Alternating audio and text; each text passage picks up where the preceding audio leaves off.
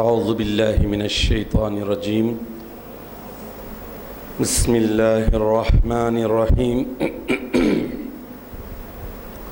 الحمدللہ والصلاة والسلام علی رسول اللہ ثم الصلاة والسلام علی خلیفۃ اللہ وعلی آلہما واصحابہما اجمعین اما بعد فقال اللہ سبحانہ وتعالی فی القرآن المجید والفرقان الحمید فاعوذ باللہ من الشیطان الرجیم بسم اللہ الرحمن الرحیم فی بیوت اذن اللہ ان ترفع ویذکر فیہا اسمہ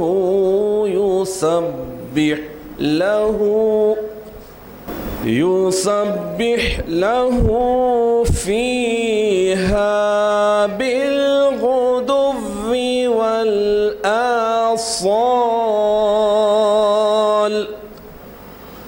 صدق اللہ العظیم۔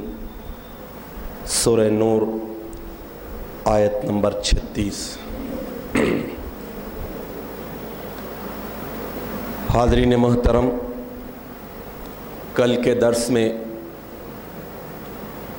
اللہ کے گھروں یعنی مساجد اللہ کی فضیلت، اہمیت اور احکامات کو آپ کے سامنے پیش کرنے کی سعادت حاصل کی گئی۔ اسلام کی تمام عبادتوں کی اصل بنیاد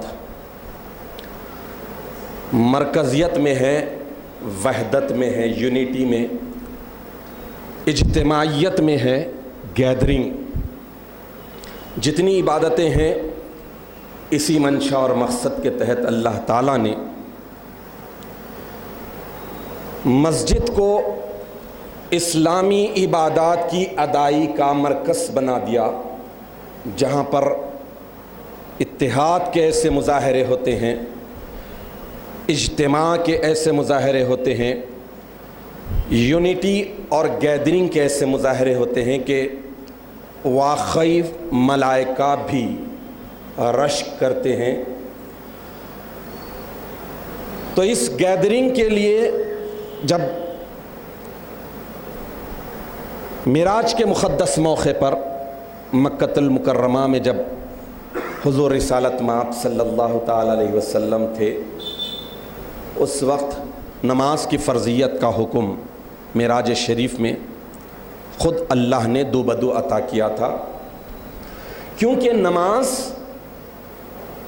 ایسی عبادت ہے جسے آداب اور شرائط کے ساتھ اختیار کرنے کے بعد، اس عبادت میں ڈوبنے اور غرق ہونے کے بعد بندے اور خدا میں کوئی رکاوٹ، کوئی حجاب، کوئی پردہ، کچھ بھی نہیں رہتا۔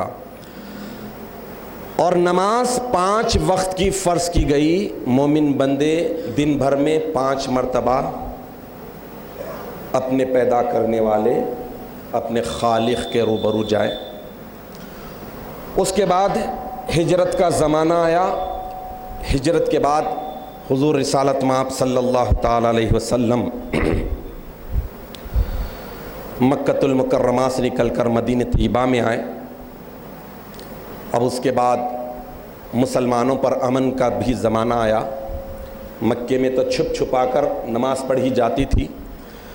اس کے بعد نماز با جماعت کی اہمیت کے لیے حکم نازل ہوا، نماز با جماعت کے لیے کیسے گیدر کیا جائے، کیسے بلایا جائے۔ کسی کی رائے تھی کہ کچھ لوگ نکلیں، گھروں کو جائیں، پکارے، وقت ہوا بلائیں۔ یہ بات بڑی مشقت والی دکھی، وقت طلب دکھی، کچھ لوگوں کا اس میں مصروف ہو جانا دکھا، پاسبل نہ ہونے کی وجہ سے اسے چھوڑ دیا گیا۔ پھر اس کے بعد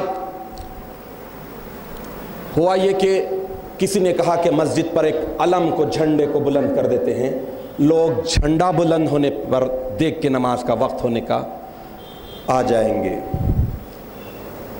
پھر اس کے بعد اسی بیٹھک میں یہ خیال ہوا کہ مسجد کے مینار پر آگ روشن کر دی جائے۔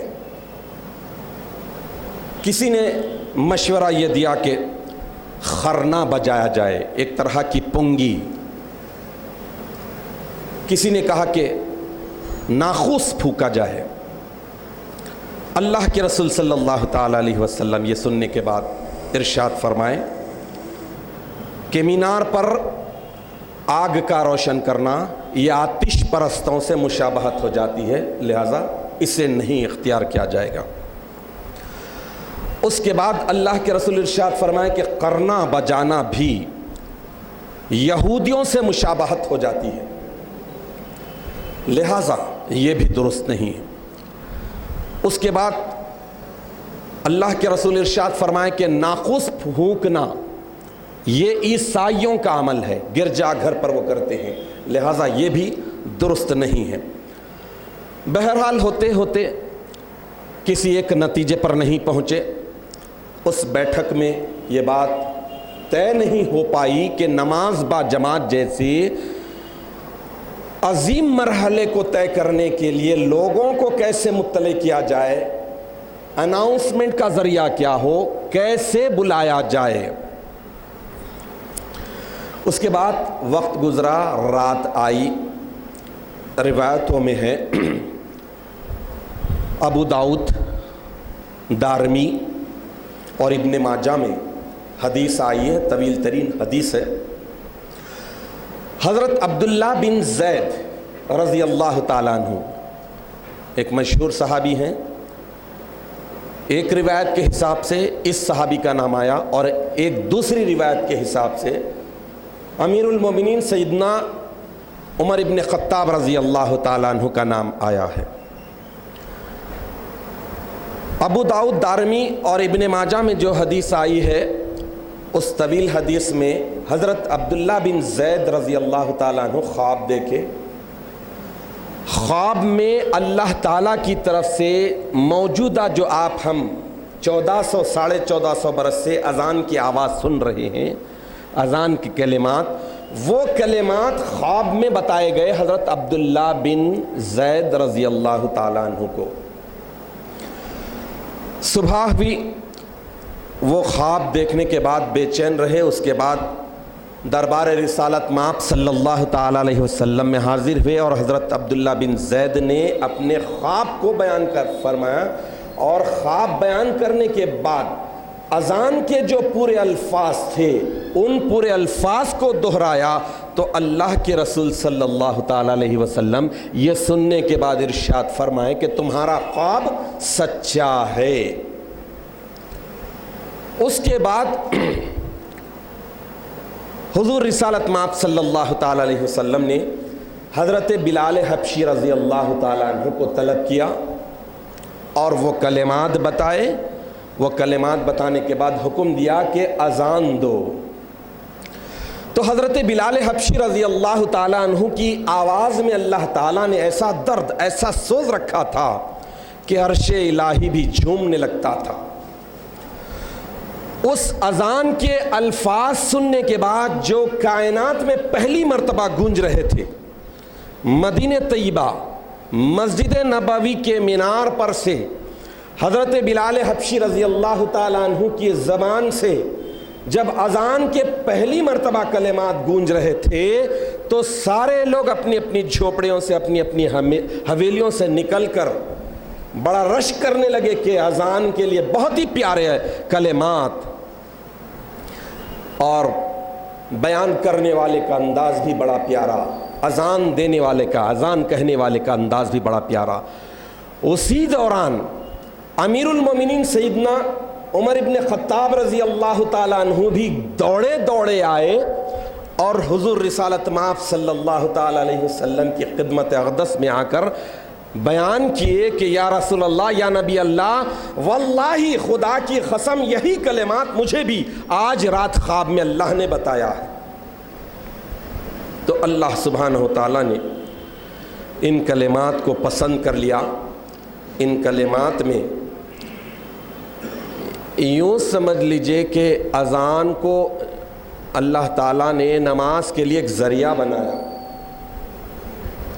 لیکن اگر ان کلمات پر غور کرتے ہیں تو نماز کے لیے بلانے کا، دعوت دینے کا یہ ذریعہ ہی نہیں ہے، بلکہ اس میں اللہ تعالیٰ کی وحدانیت، اللہ تعالیٰ کی یکتائی، کہ اس کا کوئی شریک نہیں، کوئی پارٹنر نہیں، وہی خالق، وہی مالک اور عبادت کے لائق تنہا وہی ایک، اس میں اقرار، حضور کی رسالت کا، آپ کی عبدیت کا، بندے ہونے کا، اس میں اقرار، نماز کامیابی کی طرف دعوت دے رہی ہے، یہ ساری باتیں اس میں ہو رہی ہے، تو تصدیق بھی ہو رہی ہے اللہ کے وحدانیت کی، رسول کے رسالت کی، اور اس کے ساتھ ساتھ نبوت کی، اور ساتھ ساتھ مؤذن، اذان کہنے والا، اذان کہنے والا اپنے عقیدے کا اظہار کر رہا ہے، اس میں وہ بنیادی اور ضروری اعتقادات اور عقیدے بلیفز بھی آ گئے ہیں جو انسان کو ضروری ہے ہر لمحہ اس کا اظہار کرے، تو 5 وقت ادا کرنا ہے، اور ساتھ ساتھ کل ملا کر یہ نماز کی دعوت کا ذریعہ بھی بن گیا۔ حضرت معاویہ رضی اللہ تعالیٰ عنہ سے حدیث شریف مروی ہے، اذان دینے والوں کی فضیلت کو، ان کی قدر و منزلت کو، ان کے اجر و ثواب کو بیان کرنے کے لیے مسلم شریف میں یہ حدیث آئی ہے۔ اللہ کے رسول صلی اللہ تعالیٰ علیہ وسلم ارشاد فرماتے ہیں کہ المؤذنون، اذان دینے والے، اطول الناس اعناقا یوم القیامتی، قیامت کے دن ان کے گردنیں فخر سے بلند تر ہو جائیں گی۔ مؤذنین وہ ہیں، اذان دینے والے وہ ہیں جو اذان نماز جیسی بنیادی عبادت کی ادائی کے لیے مسلمانوں کو دعوت دے رہے ہیں، تو اس کی وجہ سے اللہ تعالیٰ قیامت کے دن تمام مخلوقات میں مؤذنین کو ممتاز کرنے کے لیے، ہائی لائٹ کرنے کے لیے ان کی گردنوں کو بلند کر دیں گے، اعزاز کے طور پر، عزت کے طور پر، تاکہ پہچانا جائے کہ یہ اذان دینے والے ہیں۔ اور ایک حدیث شریف میں آیا ہے کہ اذان دینے کی بدولت مؤذن کے بہت سے گناہ اللہ تعالیٰ بخش دیتے ہیں، معاف فرما دیتے ہیں۔ اب ان انعامات میں جو مؤذنین کو ملتے ہیں، اذان دینے والے کو، اللہ کے رسول ارشاد فرماتے ہیں کہ 25 نمازوں کا اجر و ثواب دیا جاتا ہے ایک اذان دینے کے بدلے میں۔ 12 برس تک اگر کوئی بندہ نماز پنجگانہ 5 وقت کی نمازوں میں مسلسل اذان دیتا ہے تو اللہ تعالیٰ اس پر جنت واجب کرتے ہیں، لیکن سیلری کے طور پر نہیں۔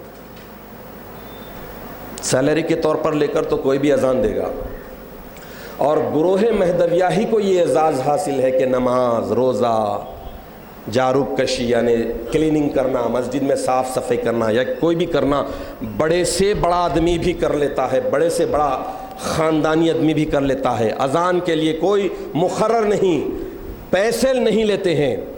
اس حدیث میں جو بتایا جا رہا ہے کہ 5 وقت کی نماز 12 سال تک اگر کوئی پابندی سے دیتا ہے تو اللہ تعالیٰ اس کو جنت مقرر کر دیتے ہیں، تو اس کا مطلب یہ نہیں کہ 12 سال تک ایک مسجد میں 2000 5000 لے کر اذان دے رہا ہے، اس کے بعد جنت کی آرزو کر رہا ہے، تو نہیں۔ اور ایک حدیث میں آیا ہے کہ اذان دینے پر اللہ تعالیٰ 60 نیکیاں لکھتے ہیں، اور اقامت کہنے پر 30 نیکیاں لکھتے ہیں۔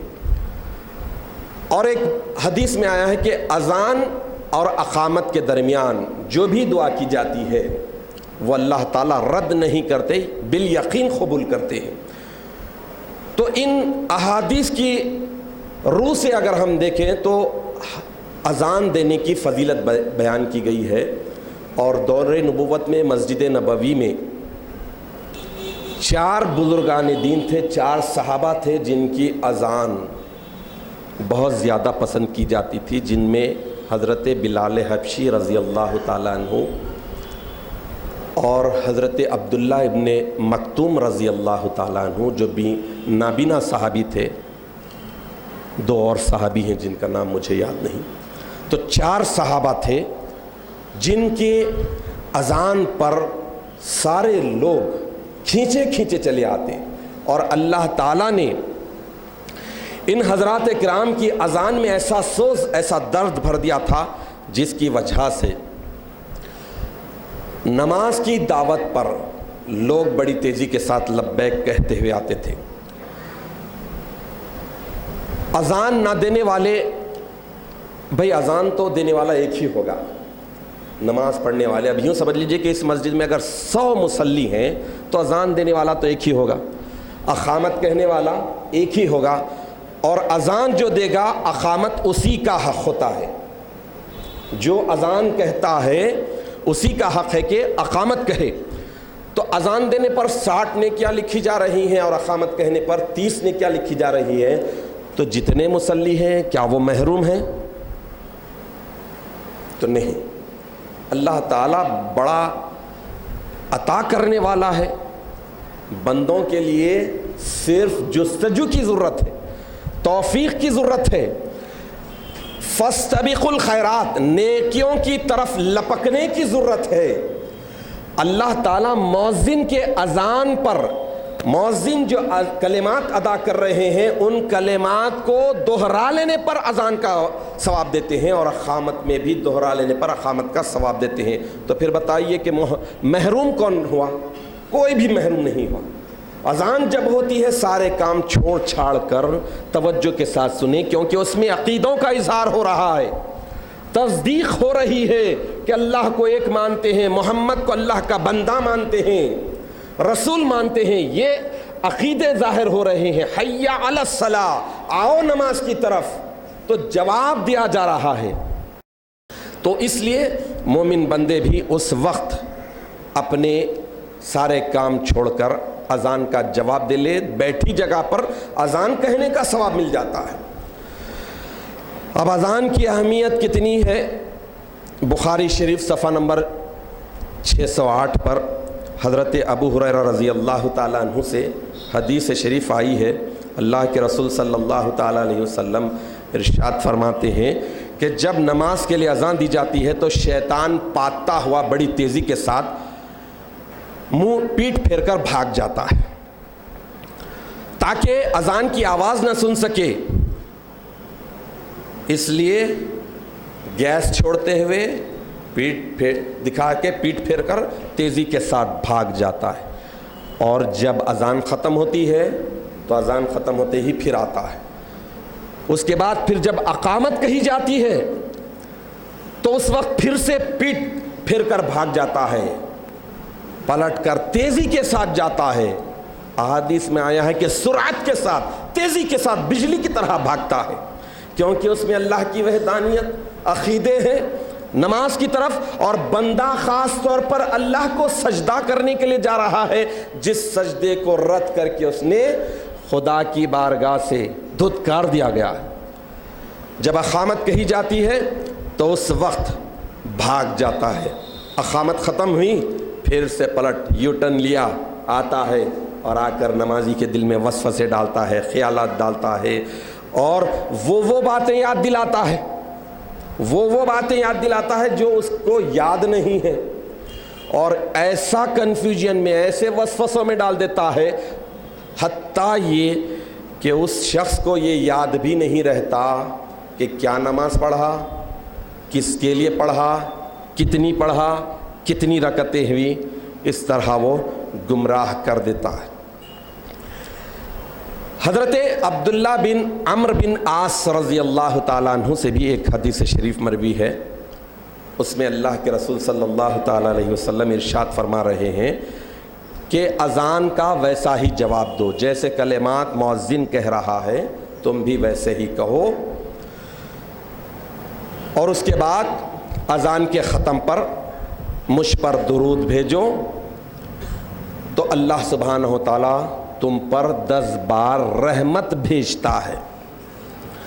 پھر اس کے بعد اللہ سے میرا وسیلہ لیو، ریکمنڈ لگاؤ میرا، کیونکہ جنت میں ایک درجہ اللہ کے بندوں میں سے ایک بندے کے لیے اللہ نے مقرر کر دیا ہے، وہ اس کے لائق ہے، اور وہ میں ہوں۔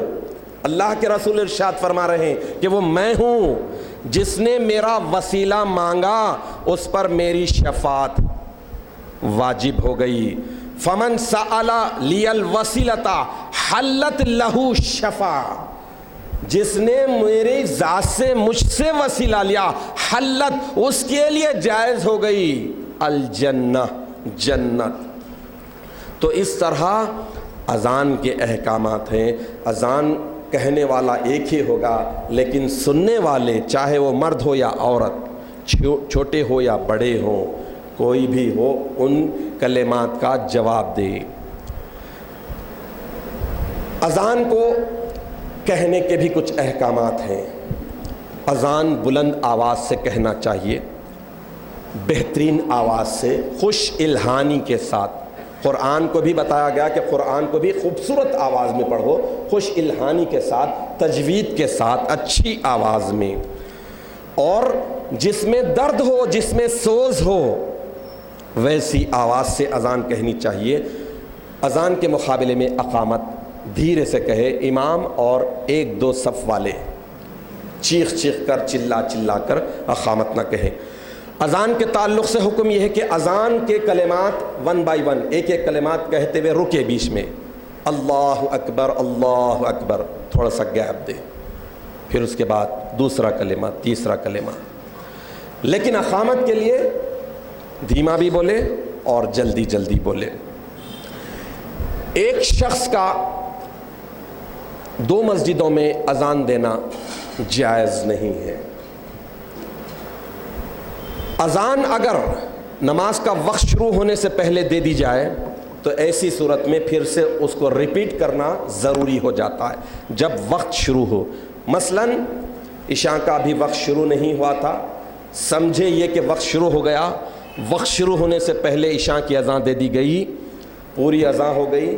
یا پھر عموماً فجر میں ایسا ہوتا ہے کہ لوگ نیند سے بیدار ہو کر 5 بج جانے کا گمان کرتے ہیں جبکہ 4 بجتے ہیں، اور پوری اذان دے دی، گمان ہوا یا کوئی آ کر ٹوکے کہ ابھی فجر کی اذان کا وقت نہیں ہوا، تو ایسی صورت میں جو اذان دے دی گئی وہ دے دی گئی. لیکن وقت شروع ہونے کے بعد، نماز فجر کا جب وقت شروع ہوتا ہے اس کے بعد پھر سے اس کو ریپیٹ کرنا اور نماز فجر کی اذان دینا ضروری ہے.